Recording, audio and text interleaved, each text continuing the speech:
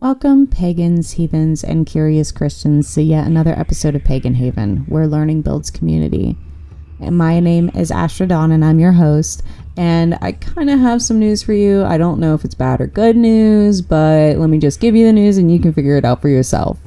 So, I have a condition called PCOS, which is polycystic ovarian syndrome. I was diagnosed with it when I was 16 years old, and I also have a condition called endometriosis on top of it.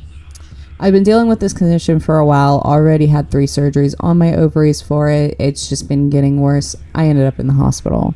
And that's why the Loki episode keeps getting delayed, is because of the fact that I keep ending up in the hospital. Well, February 24th, I'm going for my pre-op appointment to find out exactly when I'm going to have surgery to have a hysterectomy.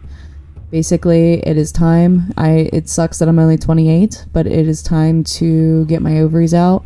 Possibly even my uterus. We find that out on the 24th. But I'm going to be going through this major surgery and this major life change. And I don't know if that's going to be good or bad for my brand and the podcast and everything. Being that I'm going to have more time, because I was just put on short-term disability because I cannot work with the pain I'm in. The pain is just unbearable.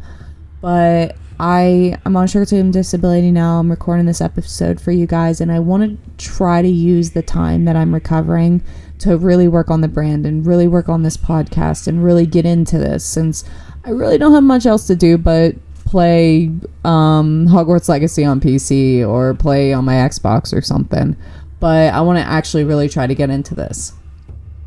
So, because I couldn't get an actual episode for you guys because of me being in and out of the hospital, I figured, since I've been talking about Loki and his family line, I'm just going to talk about the 3 children that are the most well known of Loki, because I do know a lot about them just off by hand. So we're going to talk about that in the meantime of me trying to get a better episode put together for you guys.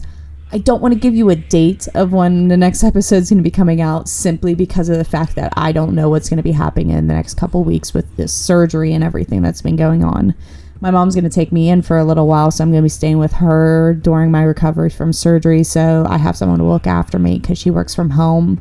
And then, my roommate is going to be able to help me after that. So, yeah, it's going to be some tough times coming up here, but you know what?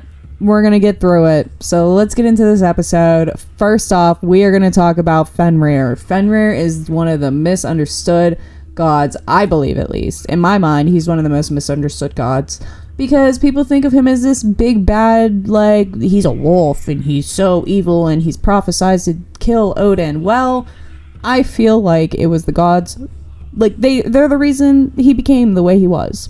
So, Fenrir is the first child of Loki and his giant mistress.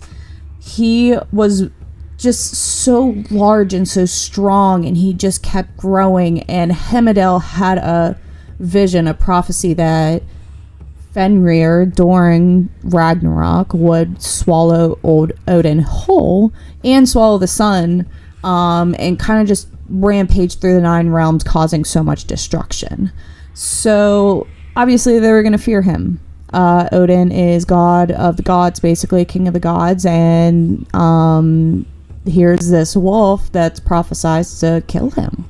So the gods decide that they need to kind of get a plan together to subdue this wolf so that he does not kill Odin. Keep in mind, this is actually steps towards him wanting revenge on what the gods do to him. But anyways, out of all the gods, there was one god named Tyr, who was god of law making and justice. He kind of taken a liking to Fenrir. He bonded with Fenrir. He was the only one who was brave enough to feed him or even go near him. So the gods decided to get together this game where they would play to Fenrir's pride and his ego. They would bring these chains that they knew that he was so strong. He was so strong that he would break through these chains, no problem. But they would bring them and they'd be like, "Hey, Fenrir, check out these chains. I bet you can't break out of them." And he'd break out of them. And, he's stroking his ego at that point. So what does the gods do? They go to the dwarves and ask the dwarves if they could forge a chain that was unbreakable.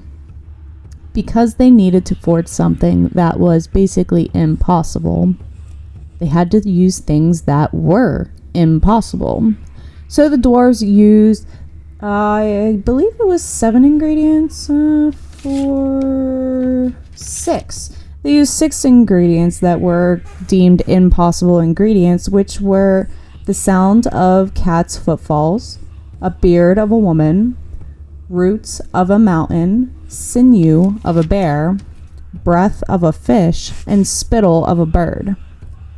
So whenever they get this chain done, the dwarves give them back to the gods, and it looks like a ribbon. It's thin. It doesn't even look like a chain, basically. So they bring it to Fenrir, and right away, Fenrir, being a son of Loki, like, he's kind of smart, and he's thinking, there's something up with this one. No, I do not want to put that one on me. So the gods have to try to convince him, and they're like, come on, like, if you're sitting here saying it's going to be easy, then just do it. It's going to be easy. Just do it. Show us. And so he's like, fine, I will do it. But one of you has to put your hand in my mouth. Well, obviously now the gods wanted to put their hand in his mouth because they knew what was going to happen. They knew that this chain was going to work, that they were going to lose their hand. So they're all kind of looking around, and who volunteers? The brave Tyr. Tyr volunteers and puts his hand in Fenrir's mouth and loses his hand because obviously he's chained down. And Tyr, well, he betrayed Fenrir, but it's told that he still visits him, being chained down. He feeds him and keeps him company. But that's why I say he's like misunderstood, because like you look at these prophecies and you're trying to like stop the prophecy from happening, so you have this prejudgment in your mind. And it turns you into, it turns the people against you because you're preemptively trying to stop them from doing something. And in their minds, you're just being rude for no reason. So they want revenge. So it's kind of like a domino effect. And I just see Fenrir as misunderstood. I don't see him as like inherently evil. So we're going to go into our next god, which was Jörmungand. And I do want to apologize. I'm dyslexic and I'm self-taught when it comes to paganism. So like when I try to say some of these names, I kind of mix up my words, or maybe I don't pronounce it correctly. I do apologize. Hopefully you'll be able to stick with it with me. I just basically have people laugh at me and try to correct me. And I'm good with you guys correcting me because then I can say it better next time. But we're talking about Loki's second child, which was a giant serpent who had an ability to grow unlimitlessly. He could just keep growing. And he was prophesized to kill Thor during Ragnarok. So again, Odin feared him, and Odin decided to throw him into the Sea of Midgard. Now, if you don't know what Midgard is and you're wondering, oh, well, what does it matter where he went there if he went to Midgard? Midgard is the world of man, so he threw him into our ocean. Thanks. Anyways, so Jörmungand kept growing and growing and growing until the point that he was so big that he could wrap around the entire earth and hold his tail in his mouth. And it's said that when he drops his tail, that is to signify the start of Ragnarok. And like I said, during Ragnarok, he is prophesied to kill Thor.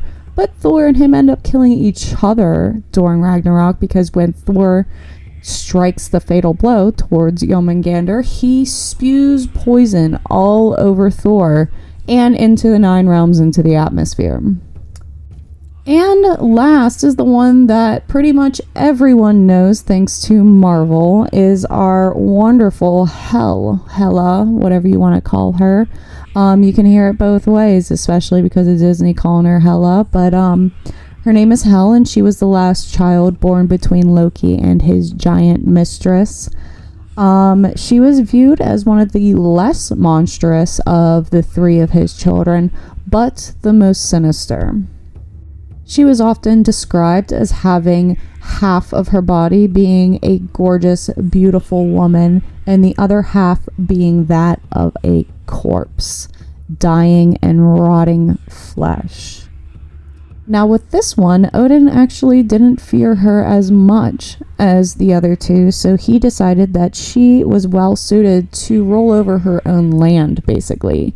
So he sent her down to Helheim, named after her, to basically look over all the lost souls.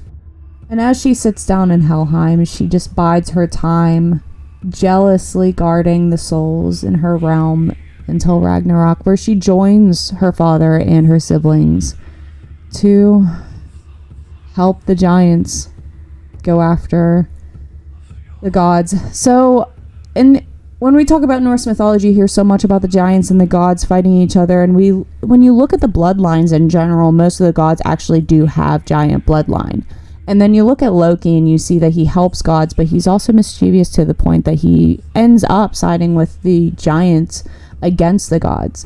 Well, it's because Loki and then his children, because of his children having their loyalties to their father, they kind of just do what pleases them and what works out for them. So if the giants were going to help them out, which of the gods had turned their backs on Loki, Fenrir, Hela, Jörmungand, they just were like, well, we're going to go with the giants because the giants didn't chain us down. The giants didn't, cast us away.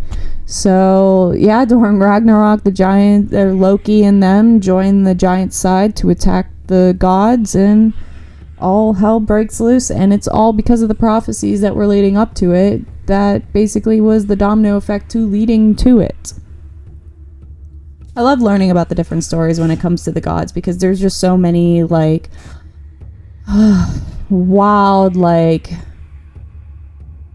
it's interesting to me. I guess that's why I,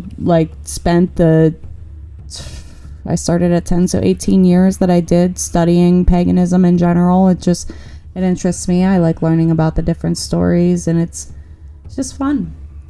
But that's what I have for you guys today. I'm sorry it's a short episode, but I wanted to give you something because of the fact of me being out and all this. And I am a bit loopy because I'm on painkillers and stuff like that for the pain that I'm in. So I do apologize if I act a little off or maybe repeat myself. I'm going to have a hell of a time editing this later, I bet. But I just want to say quick couple things before I sign off here. First off, if you haven't seen on TikTok, my birthday is March 10th. Every year I always put wish lists up on my link in bio for you guys to buy gifts. This year I'm going to have my surgery around my birthday, so I'm going to be recovering on my birthday. So the gifts definitely do mean a lot this year. All the gifts that I've gotten so far just meant so much to me. Pretty much makes my day because of the fact that, I feel so alone right now when you go through something so major. I just got hormone blockers the other day and I am feeling a difference, and it's something so big, and I feel lonely. But all these gifts and all these messages and all these things that you guys are sending me is just amazing. I just found a new artist for doing a merch line, which I will have a new merch line drop soon. I have a couple items that have just come in the mail. I've got their samples and I really like them, so that will be dropping soon on the Instagram page and Facebook page. You'll be able to see the previews of them, and you can find all of this in the links in bio. I'm also thinking about starting to stream my gaming whenever I do PC gaming on my own YouTube private channel, if that's what you guys want to see. I could care less if I do it or not. It's just, if I'm doing it and you guys want to see it, I might as well just stream it while I'm playing. So let me know in the comments, or, you can always shoot me an email. Like I always say, just go over to my links and bios, whether it's in the comments on YouTube or anywhere on the podcast streaming sites that you're listening to this on. I want to thank you guys for sticking around and being patient with me. It's a rough time, and I really want to get you guys the content that you want, because I absolutely love being able to teach this stuff. So I look forward to our next episode, because the next episode I don't know what topic if I'm going to do, if I'm going to go straight into the Loki family tree, if I'm going to try to find a new topic just to get a good video for you guys, because this, the Loki family tree is a big one. It's very detailed between, there's 7 gods, I believe, all in all. So getting that all together, I might try to do a shorter one in the meantime just to get you guys a better episode out. So I will see you next time. And like I said, go ahead and follow us on those pages so you could get updates. And I'm going to try to keep updated with you guys as best as I can while I'm out for surgery. Thank you so much. And just keep learning.